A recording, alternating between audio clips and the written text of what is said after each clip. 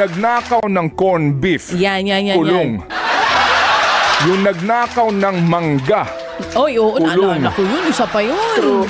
yung nagnakaw ng tesorero po sa barangay 20,000, kulong. Yung nagnakaw ng bilyon, elected. Alam niyo ho ba, na sa mga panahong ito, halos 1,000,000 kaso ang nakabimbin sa iba't ibang hukuman sa Pilipinas. 1 million? Ilan ba nakabimbin sa Supreme Court?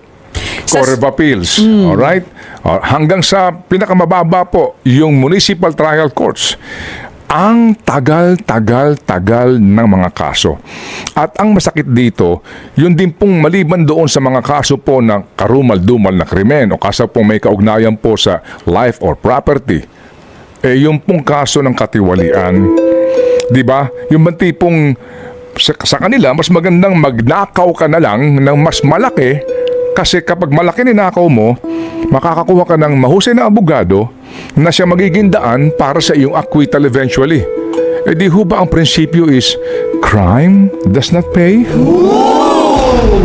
Pero kung malaki ang ninakaw mo, mas malaki ang pagkakataon sa iyo na maabsuelto ka sa kaso. Bakit?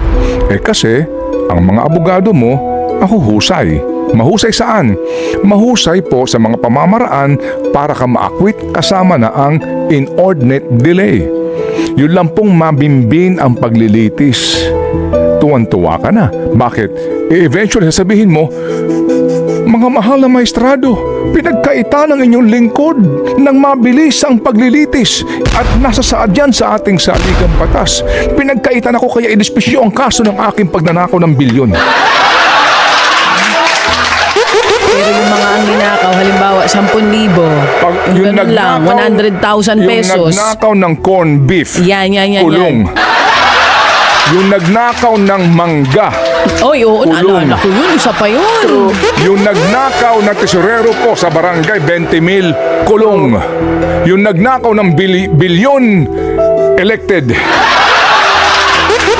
Saan ang moral lesson? Ha?